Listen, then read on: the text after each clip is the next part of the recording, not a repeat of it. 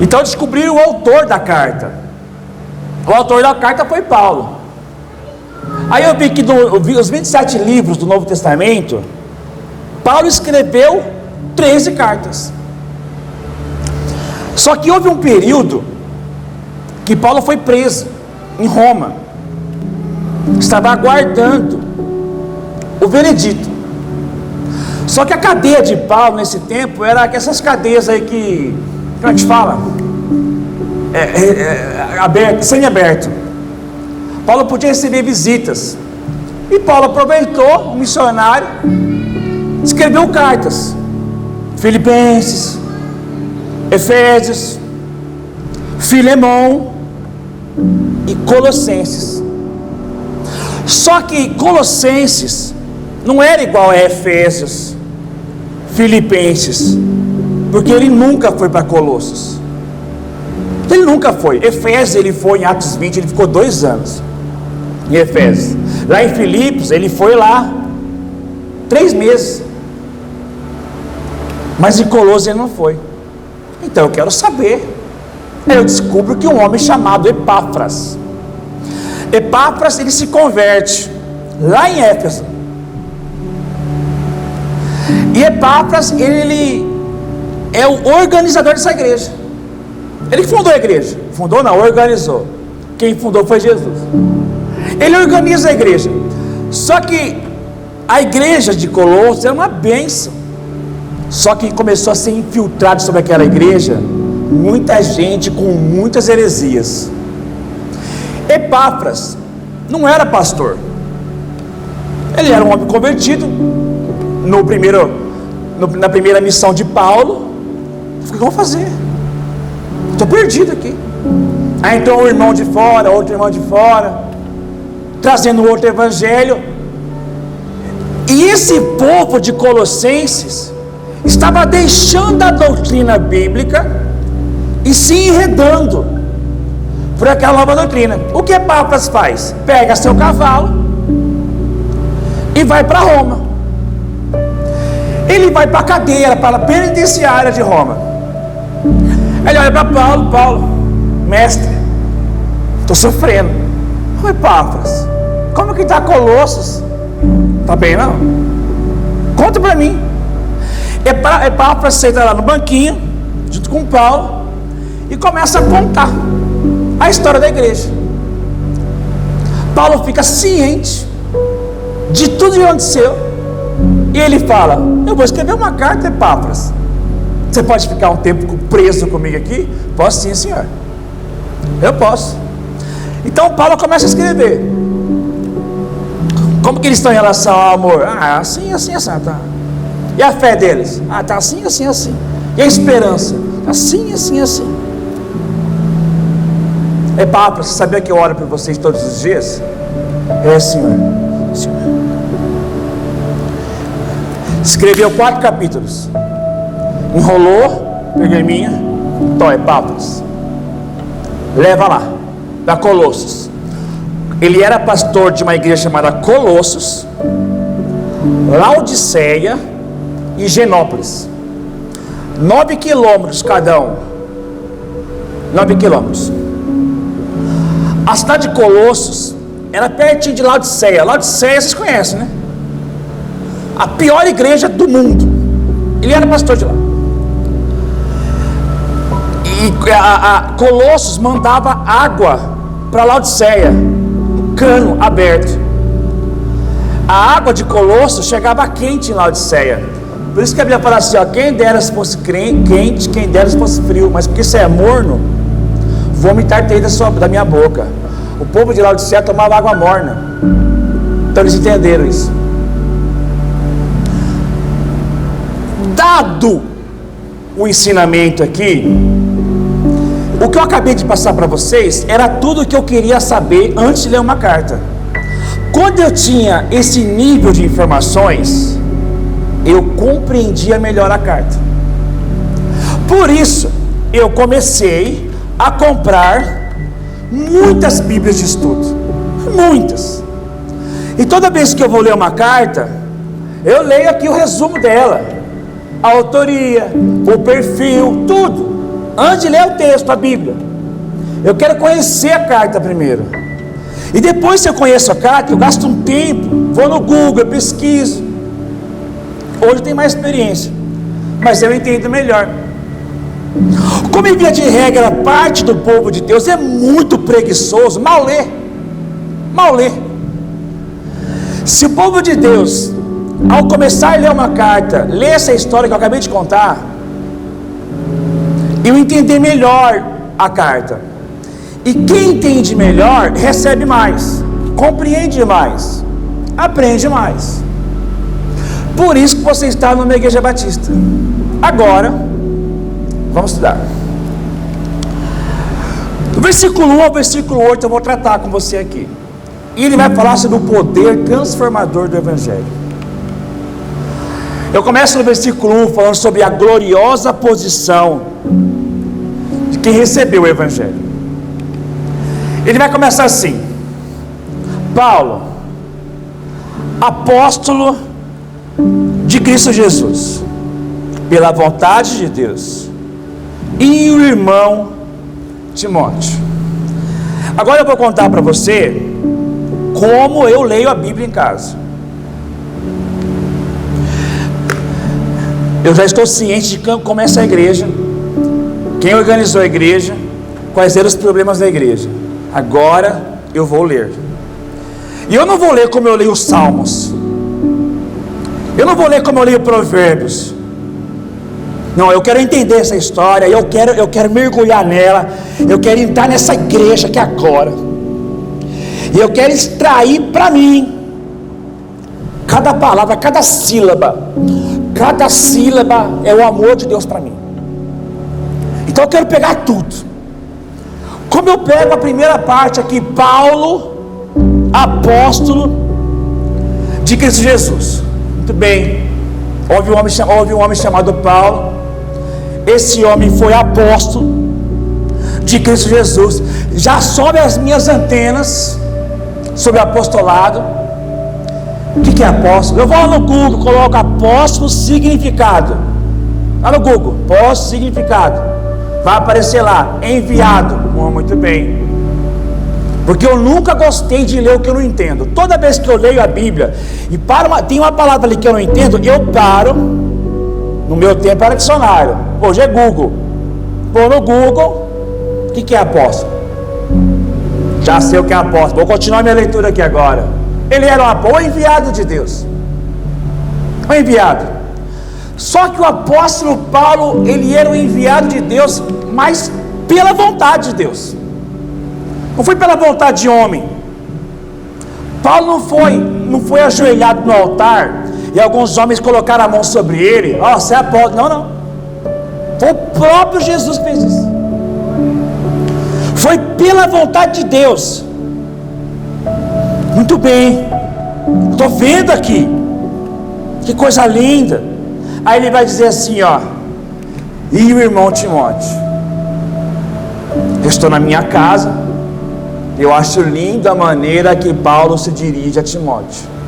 Irmão. Imediatamente estou lendo a Bíblia na minha casa. Eu também tenho irmãos. O irmão Emerson, o irmão Wagner, o irmão Eliseu, a irmã Elba, a irmã Noemi,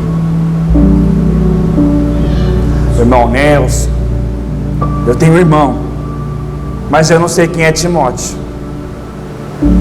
Então eu vou no Google de novo. Porque eu tenho dificuldade, Timóteo. Ele era um jovem meio adoentado. Ele tinha problema no estômago, muita dor no estômago. Nasceu em Listra. O pai dele era grego, a mãe dele era judia.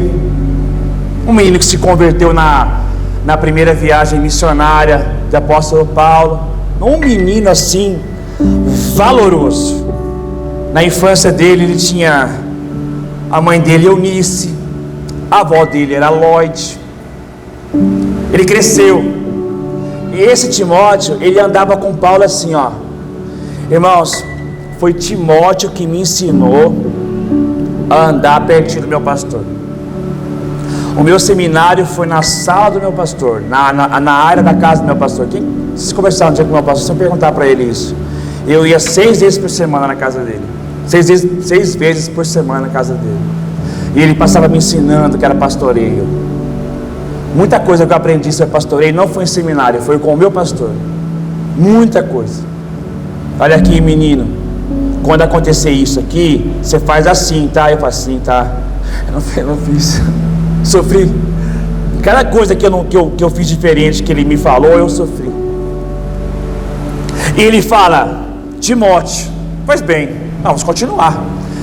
Agora ele vai falar que o Evangelho, ele tem 2 endereços. O Evangelho e os 2 endereços. Ele vai direcionar agora aos santos e fiéis irmãos. Tudo bem. Eu acho que eu estou cansado de explicar para a igreja esse negócio de santo, né? Porque nós crescemos com a religião romana, dizendo que santo é aquele ídolo que você pode fazer um pedido para ele e você pode conseguir algum milagre através de santos. E aqui eu percebo que santo, eu vou no Google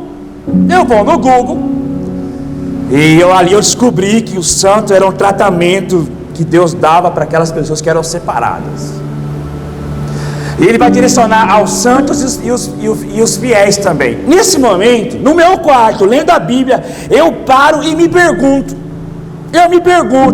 Senhor, o Senhor está endereçando essa carta aqui aos santos e fiéis irmãos. Aí eu já coloco a minha vida no altar, porque eu quero saber se eu também sou um santo e um fiel irmão. Porque Bíblia é para ser lida dessa forma, é para você se confrontar nela. Essa Bíblia foi endereçada aos santos e fiéis irmãos. Aí na hora que eu estou lendo, eu vejo algumas áreas que eu não estou sendo fiel, áreas que eu não estou sendo santo, e Deus começa a falar comigo. É assim que Deus fala com a gente. Porque eu estou olhando para o texto, mas eu estou fazendo pergunta para o texto. Eu já me coloquei no texto, eu me debruço, eu mergulho no texto. Eu quero saber o que a minha vida tem a ver com isso. Então eu descubro que essa carta foi escrita para os santos e os fiéis irmãos. Penso eu, se eu fizesse parte dessa igreja, eu seria um santo e fiel ou um desobediente, um infiel? Então Deus começa a falar comigo por meio do Espírito, mediante palavra.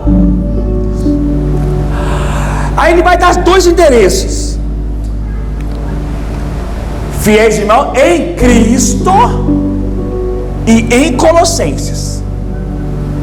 Eu descobri lendo o texto isso. Então nós temos aqui uma igreja celestial e uma igreja terrena. Aos irmãos, aos santos e fiéis irmãos em Cristo. Em Cristo é a igreja celestial. Somos irmãos em Cristo. E em Colossos? Em Cristo e em Palmeira do Oeste. Então tem a igreja de Palmeira do Oeste, tem a igreja de Colossos. Aí eu já começo a pensar nessa igreja aqui agora. Tem a igreja de Colossos. O povo da igreja de Colossos, aquele povo era fiel, aquele povo era santo.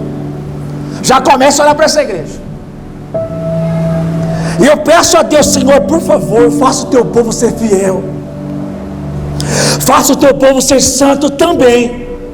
Então aí ele vai lá e faz o que faz em toda a carta: graça a vós e paz da parte de Deus. Coisa linda, meu Deus. A graça é um dom imerecido e a paz é o fruto da reconciliação com Deus por meio do sangue da cruz. Graça e paz. Até aqui, irmãos. Até aqui. 2 versículos. Como eu estou sendo alimentado. Eu não estou com pressa. Antigamente, eu lembro que eu estava no seminário, eu queria ler muitos capítulos para falar para os outros que eu li. Eu dividi o quarto com... Eu fiz meu seminário foi um internato, eu morava no seminário, de manhã, tarde e à noite. Aí teve um dia que eu li Romanos inteirinho, 16 capítulos. Aí à noite, chegaram e eu falei, li Romanos inteirinho. Aí o André, que era o missionário lá, falou assim: você entendeu o quê? Fiquei meio assim, não tem nada. Então você só leu para falar para nós que você leu? Foi. Eu acho que foi isso aí mesmo. Eu queria que vocês soubessem que eu li 16 capítulos. Mas você leu 16 capítulos? Aí eu pergunto: quantos que você leu hoje? Eu leio um. Ele dizendo. Aí ele falou assim para mim: mas eu entendi esse um. Você entendeu os 16? Eu falei: não. Então desde aquele dia, irmãos, eu leio devagar. Porque se eu ler rápido, eu perco isso aqui. Graça e paz. Todo aquele que serve o Evangelho, ele tem a graça, tem paz também. E se eu não tiver paz na hora que eu estou lendo a Bíblia, Senhor, eu paro, por favor, me dá essa paz, que eu não estou com paz não, Senhor. Eu não tenho paz aqui não, estou perturbado, Senhor. Eu estou ansioso, estou fatigado, por favor, me ajuda. Ele ajuda. Aprendo de novo que nós temos que sempre orar uns pelos outros. Olha o que ele vai falar aqui agora. Graças damos a Deus, Pai de nosso Senhor Jesus Cristo, orando sempre por vós. Epáfras está na cadeia. Paulo está escrevendo. Epáfras pergunta: mas o senhor não é nem pastor da igreja? O senhor ora por nós? Eu oro. E eu oro sempre. Como é que é? É verdade. Nós temos um hábito de nós orarmos por todas as 25 igrejas que compõem a nossa associação.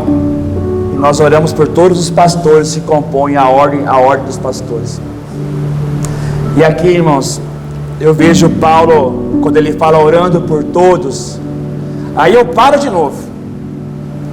Porque eu quero saber se eu sou daquele grupo que só ora por mim. Porque você quer saber se você está no nível bom, irmãos?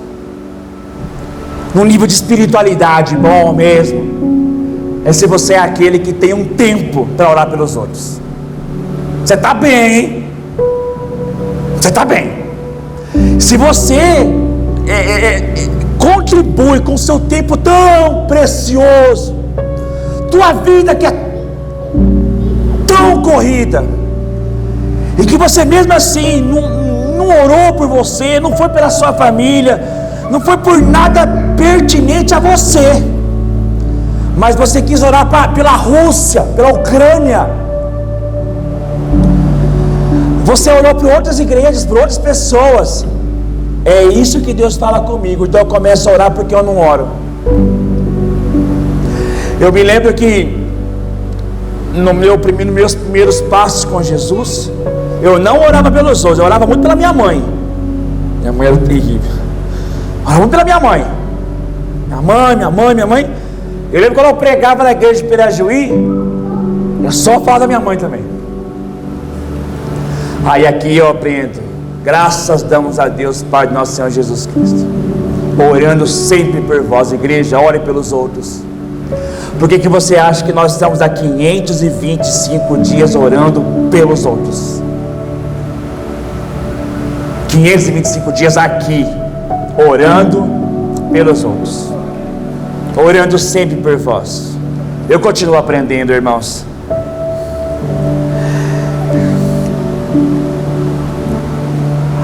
Desde que ouvimos falar da vossa fé em Cristo Jesus e do amor que tendes a todos os santos, Epáfras falou para Paulo que aquela igreja era uma igreja de amor, era uma igreja que amava as pessoas. Olha isso aqui.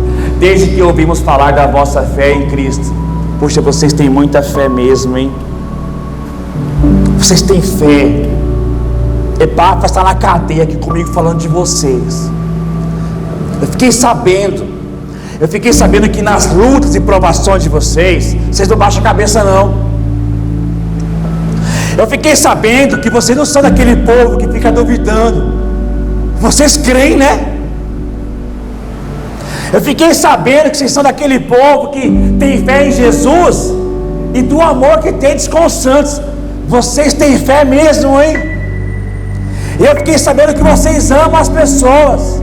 Epáfras vendo tudo aquilo ali. Senhor, apóstolo, aquela igreja é assim. Eles têm muita fé no Senhor e eles amam, Paulo. Mas eles amam mesmo. E os desafetos? E as pessoas mais chatas? E aqueles que lhes ofendem? Eles amam, Senhor. Eles têm amor. O Evangelho chegou neles. Eles não amavam não, Senhor. Mas quando o Evangelho chegou para eles, a fé que eles têm em Deus faz ele amar as pessoas. Porque a pessoa que consegue amar o próximo, antes tem que ter fé em Deus primeiro. Porque esse amor que é gerado em nós é fruto de uma fé nele primeiro. Que coisa linda. Eu quero amar assim também. Eu estou lendo a Bíblia. Eu estou pesando o meu nível de amor para com as pessoas. E é nessa hora que eu começo a lembrar dos meus ressentimentos, daquelas pessoas que se eu falar o nome vai bloquear o coração, daquelas histórias mal resolvidas. É agora que eu vou lembrar daquelas histórias mal contadas, daquelas situações não resolvidas. Eu paro de ler e eu começo a pedir a Deus, me ajude a amar, Senhor, porque não é fácil amar. Não é fácil amar. Então, quem tem Evangelho tem esperança. Paulo continua a escrever do lado de Epáfras, dizendo: por causa da esperança que vos está reservada nos céus. Então aquele povo tem fé em Deus. Paulo pergunta para Epáfras: por que esse povo tem fé em Deus e ama o próximo? Senhor, é porque eles têm esperança no que o céu está chegando para eles. Vou escrever isso aqui agora. Compreenderam, irmãos? Verdade, Epáfras, é verdade, Senhor. Eles só falam do céu. E a esperança, a palavra esperança, irmãos, não é igual essa de hoje que a gente... eu espero que aconteça. O verbo esperar. Esperança é diferente. Quando você vê esperança na Bíblia, é certeza. Esperança é certeza. Não, eu tenho esperança. Não, eu tenho certeza. Tenho certeza. Por causa da esperança que vos está reservada nos céus. Eu tenho esperança. Os que vivem sem Deus nesse mundo não têm esperança. Então eu paro de ler. Foi assim que eu fiz essa mensagem hoje, irmãos. Eu parei de ler e eu começo a vasculhar meu coração e descobrir quais são as áreas que eu não estou com esperança, que a dúvida está assolando meu coração, que a palavra será está brotando da minha boca várias vezes. Então eu sou renovado com essa palavra e renovo minha esperança no Senhor também. É só o Evangelho que pode produzir esperança na boca do cristão. Quem tem o Evangelho, quem conhece o Evangelho, conhece a esperança. Conhece a esperança. Se você for perguntar para aquele Timóteo lá do início, ele vai escrever no capítulo 1, versículo 1. Ele vai dizer que Cristo Jesus é a nossa esperança. Se você for olhar para esse mesmo Timóteo no versículo 27, ele vai dizer: Cristo em vós é a esperança da glória. Então nós somos um povo que podemos esperar, sabedores que vai acontecer. Pode aplaudir, Júlio. Essa está reservada no céu, do qual ouvistes pela palavra da verdade do Evangelho. Do Evangelho. Estou pregando o Evangelho todo domingo aqui na igreja. Evangelho de João. Do Evangelho. A verdade é o Evangelho. Estava conversando com um casal de fora que vem aqui. Aí eles estavam começando a experienciar a vida deles cristã. E ela disse aqui em casa que um filósofo grego falou algo e falou muito com ela. Eu fiquei olhando assim. A senhora falou filósofo, aquilo me trouxe uma esperança. Eu respeito. Aí eu tive a oportunidade de dizer: olha, você tem uma coisa, que a única regra, a única esperança que eu tenho é o Evangelho. O Evangelho, ele é a verdade, pela palavra da verdade do Evangelho. Se apegue às palavras do Evangelho. É por isso que muitos cristãos, quando passam por situações adversas, eles buscam os profissionais, as terapias da vida, os coaches da vida. Olha, irmãos, vocês que procuram coach, você que sabe o que é isso?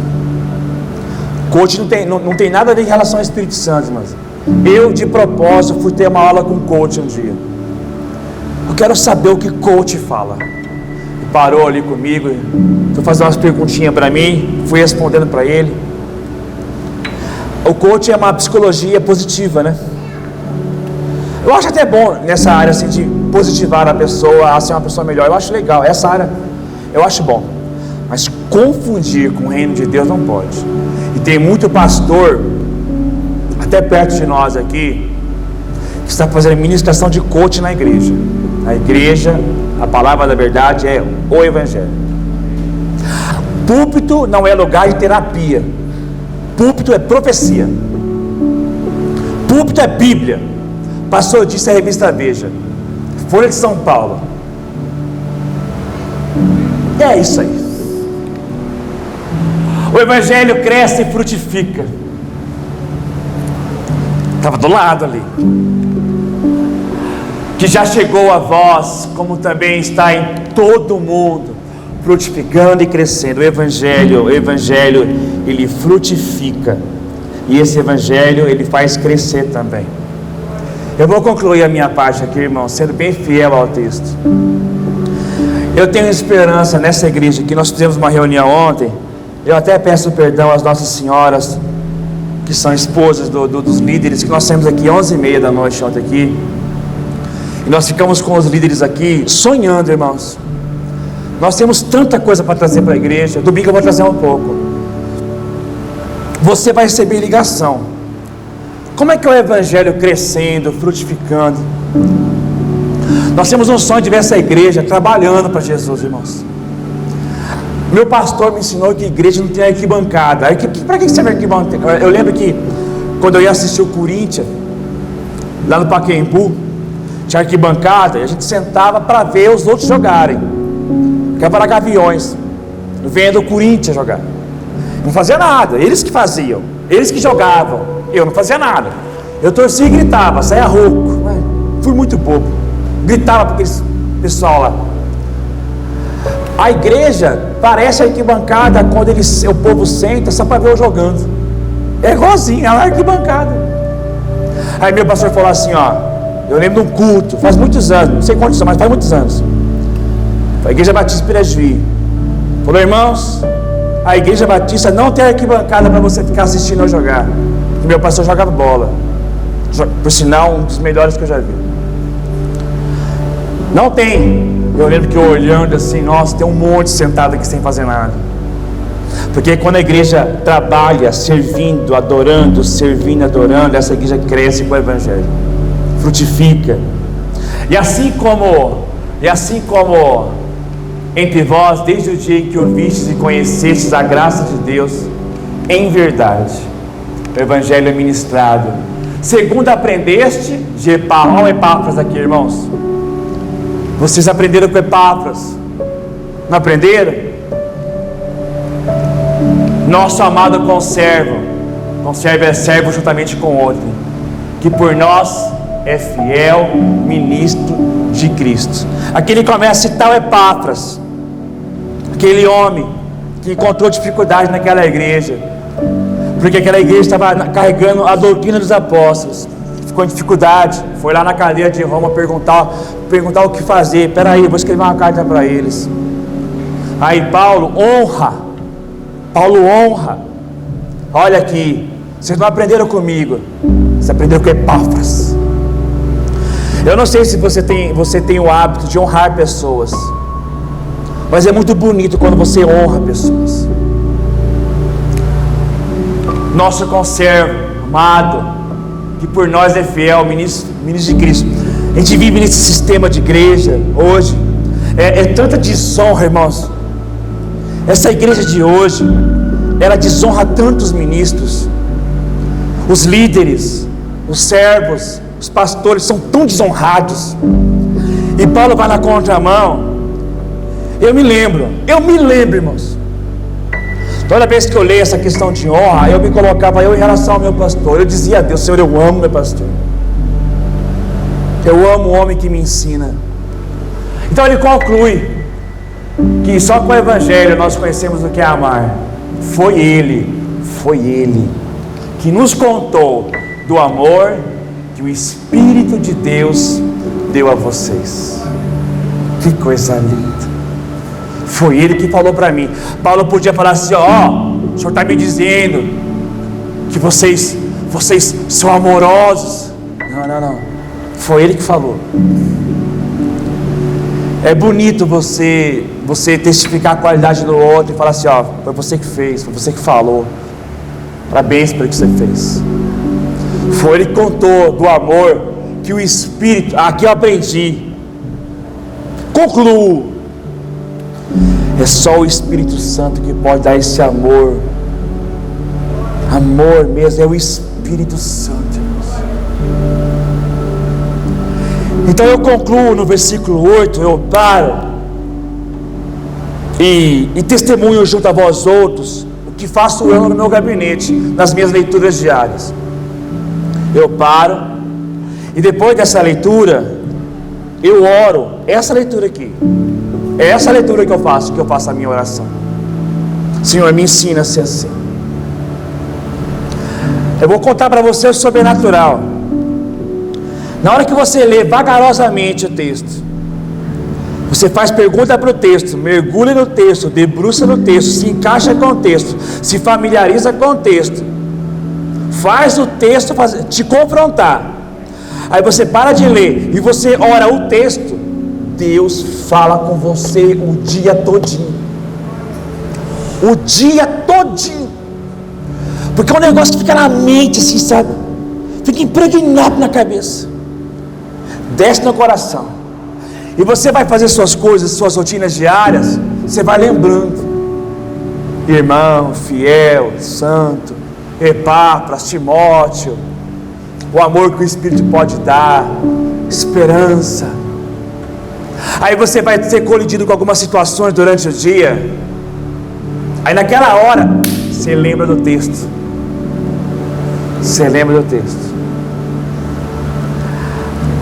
Eu vou dizer para alguns de vocês, podem até rir na hora. Isso vai acontecer com vocês, se vocês estarem vivendo situações diárias, cotidianas, precisam lembrar do texto. Precisam pensar naquela hora. O Espírito Santo está me lembrando aqui agora do que eu li hoje pela manhã. Tanta porção linda, meus irmãos. Esse é o poder transformador do Evangelho. É assim que uma pessoa é transformada. E aqui hoje vocês ouviram da minha parte 8 versículos. Eu não fiz nenhum barulho, não fiz nada.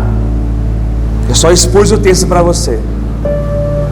Eu li o texto, expliquei o texto e eu apliquei o texto. Eu não te prometi nada. Eu só expliquei o que está aqui. É isso que uma igreja bíblica tem que fazer, irmãos. Ler o texto, explicar o texto e aplicar o texto. Se você fizer isso diariamente na sua casa, eu só li 8 versículos. E serão cheios, irmãos. Cheios mesmo. E Deus quer encher o seu povo com a palavra de Deus. Doutrina bíblica. Esse é o poder transformador do Evangelho. Epáfras, do ladinho de Paulo. E Paulo perguntando: é isso aqui, Epáfras? Sim, senhor. Pode escrever isso aí, senhor. Testifica comigo aqui. Aí ele vai dizer: foi ele quem nos contou. Foi Epáfras que contou sobre vocês. O meu desafio, se é que vocês me permitem, é que as pessoas possam ouvir de Jesus através de você. Vai contar para os outros, irmãos. Epáfras foi lá, falou bem da igreja. Eles amam. Paulo, pode, Senhor, pode escrever. Eu não sei o que vocês falam da Igreja Batista aí fora, tá? Eu não sei o que vocês falam. Se vocês falam isso aqui, ou então se vocês desonram a igreja, como muitos já fizeram. Eu não sei se vocês falam mal de pastor aí fora, eu não sei. Mas eu sei que Epáfras ama a igreja.